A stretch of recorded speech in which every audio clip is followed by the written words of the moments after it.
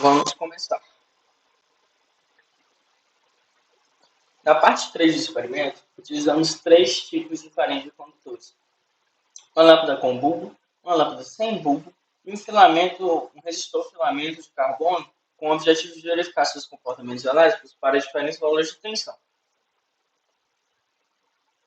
Aqui a gente tem a figurazinha do filamento de carbono aqui embaixo, a lâmpada sem bulbo no óleo. No slide anterior a gente tinha a lâmpada com bulbo. Agora vamos passar para a análise. Nós vemos que a lâmpada sem bulbo está imersa em óleo vegetal. A razão disso é a necessidade de realizar um resfriamento do material, além de evitar o contato do oxigênio com o condutor, para minimizar as chances de combustão. A aplicabilidade da lei de Ohm foi constatada ao imprimirmos diferentes valores de tensão e tabelarmos esses dados com suas respectivas correntes. Em seguida, foi utilizado um programa em Python, feito pela dupla, com as bibliotecas matplotlib.pyplot e NumPy, para traçar o gráfico por regressão linear, conforme pode ser verificado nos slides. Aqui a gente tem a lâmpada incandescente, a lâmpada em óleo vegetal, e nesse slide aqui a gente tem do filamento de carbono, todos em volt por ampere. Em relação a como se dá a corrente em um condutor, devemos olhar para o que ocorre microscopicamente. A condução a nível microscópico depende do número de portadores, da carga carregada pelo portador e pela mobilidade dos portadores de carga. No caso dos condutores, não há band gap. Logo, não tem como se aumentar o número de portadores quando se eleva a temperatura. Em contrapartida, essa elevação de temperatura causa um número maior de colisões dentro do material, que culmina na diminuição da condutividade, já que a mobilidade é reduzida. Vale notar ainda que no caso do filamento de carbono, é possível observar um fenômeno de esterese relacionado à condutividade, seguindo os mesmos princípios relacionados à temperatura que acabamos de discutir. Esse fenômeno, no entanto, é bem mais leve do que observado em campos magnéticos de transformadores.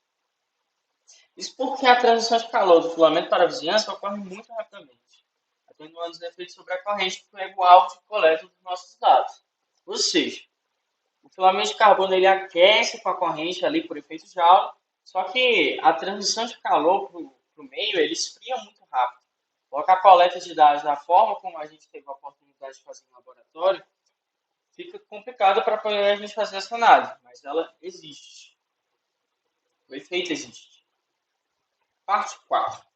Na parte 4, estudamos as medidas de resistividade da água potável com auxílio de uma fonte de baixa tensão, eletrodos de grafite e água potável com sais minerais. A gente encheu até uma altura de 5 milímetros, um recipiente isolante de vidro. Uma folha milimetrada foi posta embaixo do aparato experimental para controlarmos a distância entre os eletrodos. Nesse slide, vemos que há conformidade com a lei de Ohm, sendo o comportamento observado bastante linear. Podemos observar também que há um aumento visual da resistência encontrada na medida que distanciamos os eletrodos de grafite. Isso ocorre porque o volume de elettrólito entre os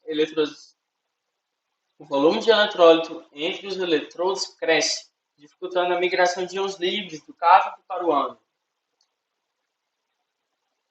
Aqui a gente tem 2 centímetros, 62, 3 centímetros, 115, 4 vai para 154. Aí quando a gente tem um aumento grande aqui, ó, de 4 centímetros para 15 centímetros, ele vai de 150 para aproximadamente 480. Tem um aumento bem grande, bem expressivo. O cálculo da resistividade seguiu o equacionamento da figura abaixo, essa aqui. Sendo ρ igual a resistência vezes a área sobre o comprimento, que seria a distância entre os eletrodos. Foi feito isso para cada um dos 4 casos estudados. E em seguida fizemos a média desses valores para poder chegar nesse valor de 2,45 ohms por metro. As diferenças entre os valores medidos ocorrem por fatores de imprecisão na montagem, de paralaxe na coleta de dados, dado que o visor da fonte utilizada era analógico. Por fim, em relação à condução de corrente em um eletrólito, segue a mesma lógica da condução em condutores sólidos, como explicado anteriormente. A diferença majoritária agora está nos portadores de carga. Em eletrólitos, a corrente elétrica é feita por íons livres no líquido, do ânodo para o cátodo. Em um processo redox, podemos estimar o quão bom será o eletrólito fazendo o balanceamento da equação química, vendo o número de mols dos íons. E isso conclui a nossa análise. Fim.